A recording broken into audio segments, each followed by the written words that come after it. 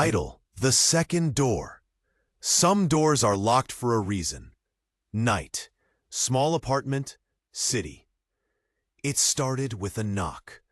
Not the sharp, assertive knock of someone who belonged, but a soft, lingering one, almost hesitant. Emily stared at the apartment door from her kitchen table, heart beginning to drum with unease. She wasn't expecting anyone, especially not this late.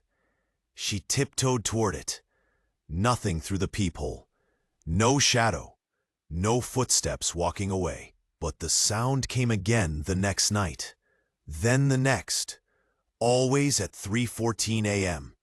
Always with that barely there rhythm, like someone tapping with a single finger. By the fourth night, she stayed up waiting, phone in hand, eyes bloodshot from lack of sleep. This time, when the knock came, she whispered to herself, "I'm not opening it." But then came the voice, a child's voice, weak, scared. "Please, help me." Emily froze. The air grew thick, like the apartment itself was holding its breath. She opened the door. Nothing. No child, not even a sound in the hallway. But something had changed. She could feel it. It was colder now. The following morning, she noticed a second door in her hallway. That door had never been there before. It was an old, rotted wooden door, covered in symbols. No handle, no hinges, no reason it should exist. She laughed nervously, chalking it up to exhaustion or some leftover prop from a previous tenant. She called the landlord. "Second door?" he asked.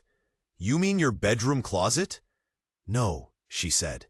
"It's on the wall by the hallway light switch, opposite the bathroom." A pause. "There's nothing there." But there was. She sent a photo. 2 hours later, the door in the photo was gone. She walked out to check it again. Still there. Old. Rotten. Waiting. Over the next few days, she stopped sleeping.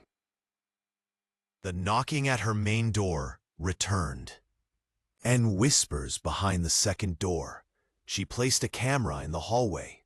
The footage, a black screen, even though she had full lighting. But for a few seconds each night, the frame flickered to reveal a silhouette standing inches from the second door, head bowed, not moving, watching, then vanishing. Emily grew obsessed. She stopped going to work, didn't leave the apartment. She couldn't. Something wanted her here, wanted her to open it. One night, she heard crying. Loud. From behind the second door. The voice was hers. "Please, help me." She reached out and touched the wood. It pulsed beneath her fingers, like skin. She recoiled in terror. She tried breaking it down. Nothing worked. Not hammer, not knife. She called a priest, but he refused to enter once he crossed the threshold. "She's marked," he muttered before running down the hall. Emily's messages to friends went unanswered. Her calls were ignored. It was like the world was forgetting her. Then came the bleeding walls. First, a trickle from the corner. Then full streams running down the drywall like tears. The air stank of rot. And the door? It was growing. By day 7, it was twice its size. By day 9, it was as tall as the ceiling. The whispers turned into screams. That's when she realized it wasn't a door to another room. It was a mirror to somewhere else, to someone else. She saw herself through it. Not her reflection, another version. Skin pale, eyes blackened, mouth stretched unnaturally wide. It smiled. That night, Emily woke up to find the main door open, and the second door swinging slowly inward. She grabbed her flashlight and stepped forward, breathing shallow, heart racing. What lay beyond was not her apartment. It was a corridor of wet stone and flickering candles. Whispers filled the air, echoing endlessly. A shadow moved at the end, then another, then dozens, all versions of her, twisted, broken, some hanging from unseen wires, all staring at her. Emily turned to run, but the door was gone, just a wall behind her. She was inside now, and the real Emily, still standing in the apartment, still smiling at the camera. Emily backed away from the warped reflections of herself, those broken, bloody versions that whispered her name from across the flickering corridor. The air buzzed with a low droning hum, like distant chanting or machines breathing. She turned a corner, trying to find a way out, but the path behind her had changed. Where she came from, the door, the wall, was gone. The corridor pulsed, the stone walls bled in steady, silent streams. Whispers tickled her ears with half-formed words. "She's here. Again. We remember you." She stumbled forward, reaching a rusted iron gate. Beyond it was a room filled with mirrors, all of them cracked. Each mirror reflected a different version of her life, moments she didn't remember or had repressed. In one mirror, she was screaming as something dragged her by her ankles into darkness. In another, she was standing over a body, her hands red with blood. In the center stood a mirror that was perfectly clean. In it, she saw herself, not broken, not twisted, just cold. That version of her smiled and stepped out. Interior. Emily's real-world apartment. Night. Back in the apartment, the other Emily lived like nothing had happened. She answered texts, posted on social media, talked to friends. But her smile never quite reached her eyes, and she never turned her back to the second door, because it was still there. Interior. The other side. Unknown. Emily ran now, through endless black staircases and passageways.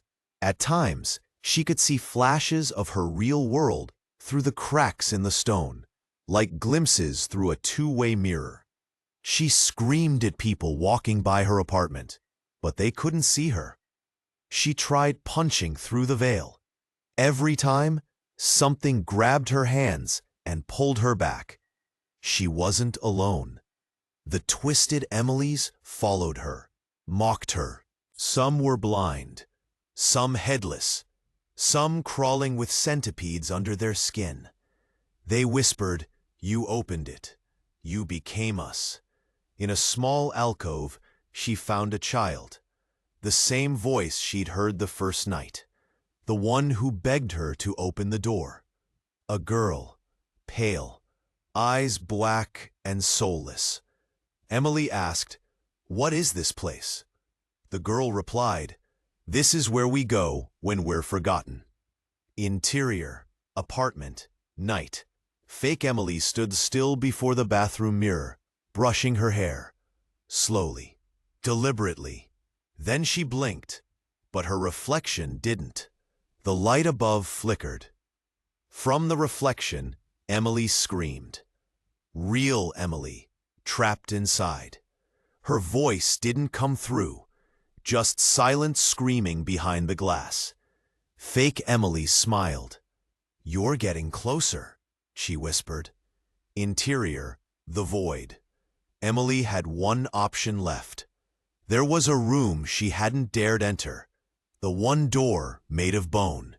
It pulsed like a living heart.